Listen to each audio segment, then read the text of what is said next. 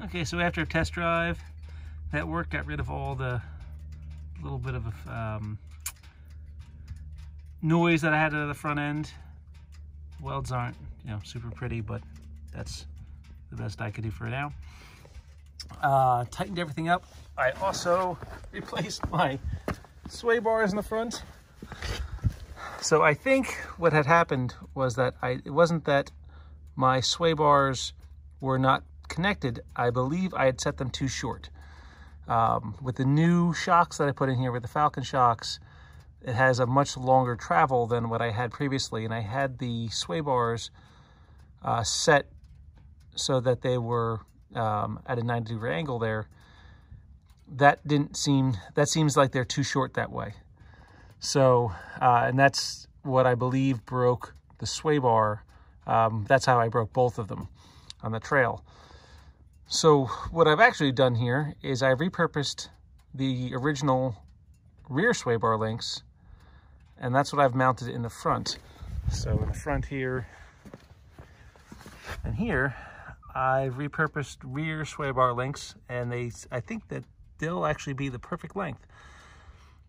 It was a interesting ride home at 2,400 miles through, you know, across the country without sway bar links. Could not find sway bar links anywhere. But now with these in here, I just took it for a test drive. The Jeep rides nice and flat, much better than it had with no links in the front. So, with the help of my little welder,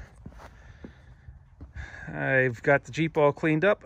It rides a lot better now that I fixed those two things from the trip to Moab, and it's all good to go again. All in all, pretty minor stuff. I'm not going to put on those lower control arm mounts again. That lowers the control arm mounts for the front end. That just didn't work out. They just hung down too low. They caught on things, and they bent. And now what I did to bend them was pretty extreme, and that may have actually saved other parts of the Jeep by that bending, and that's something else. But I'm not going to go back to a lower control arm mount. The brackets that lower the control arms. I have the rock roller control arms in the front now. I am going to put a different upper control arm in, adjustable, that I don't have right now, to correct for pinion angle a little bit better than what I have. And I'm going to call that a day. In the rear, I have rock roller upper and lower. In the front, right now, I have a stock upper control arm and a rock roller lower. So I'm just going to get a adjustable upper to help with that pinion angle slightly.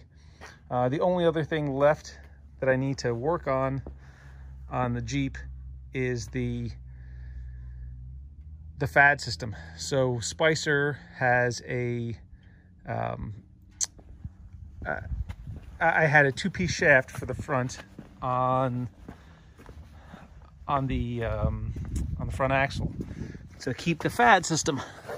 So the Fad system is right there. Now that two-piece front shaft is normally, you know, when you're in two-wheel drive, that disconnects, and the axle. So it will be, when it's again in two-wheel drive, it's completely open, and your drive shaft doesn't spin when that Fad system's disengaged. There's a collar that slides back and forth inside that tube there. Now, when I upgraded to bigger shafts, or chromoly shafts with bigger U-joints in the front, after I decimated the front end and on the driver's side and blew apart the stock U-joints, I went to a bigger U-joint and new chromoly shafts, which have been working out just fine. But that new shaft that they sent, it was supposed to be working with that Fad system where that collar slides back and forth. That new shaft, it has a pin that goes into an intermediate shaft on the other side. So that pin is machined to the exact size hole in the other shaft. There's like a dowel pin that goes into the other shaft, and there's a hole in the other shaft, in the intermediate shaft.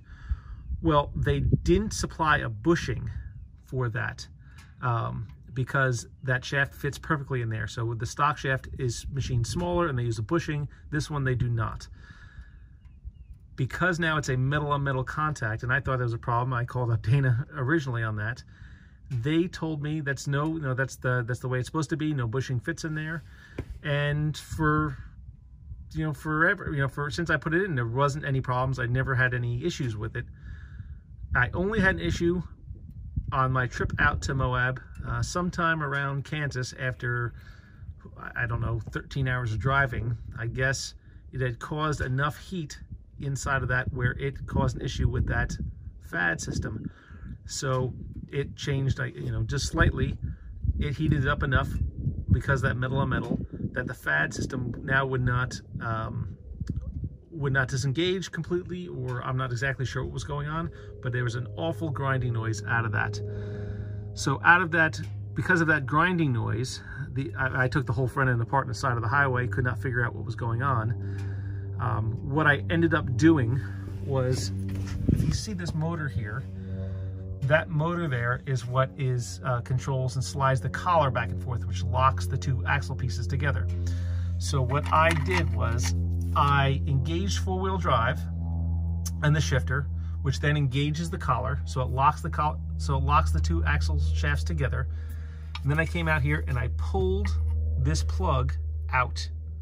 So by pulling that plug out that left the collar engaged, I then could go inside the Jeep and put it back in two-wheel drive and drive in two-wheel drive with that collar locked, and then I wouldn't get this grinding vibration out of the front end. I guess because those axle shafts would slightly touch, or whatever would happen there.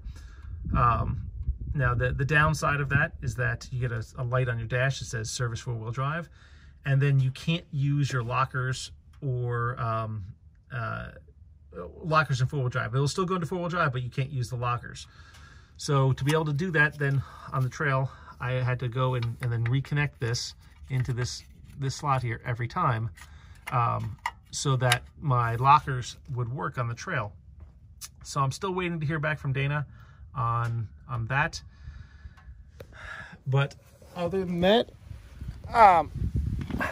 this is, that is basically everything I've done with the Jeep here since I got back. I will say that what did save me not being able to drive with sway bar links all the way home, because I could not find them, setting the front shocks to its stiffest setting, the Valka shocks, helped greatly. I normally keep them in a softer setting, but setting them to their hardest setting made it so it's actually semi-drivable on the way back.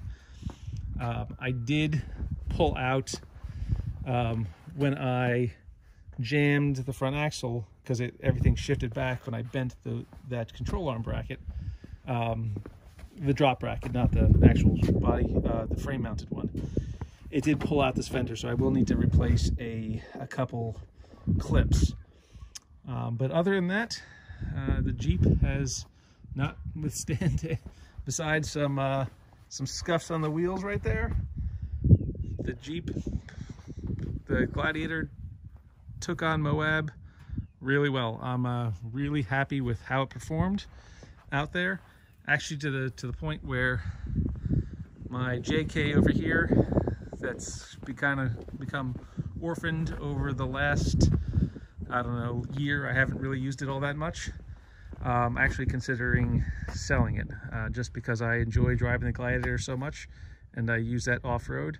But my JK here is probably, after I clean it up a little bit, probably going to go up for sale. I don't think I'll use it as much, just because as much as I really enjoy driving the Gladiator. Okay, thank you.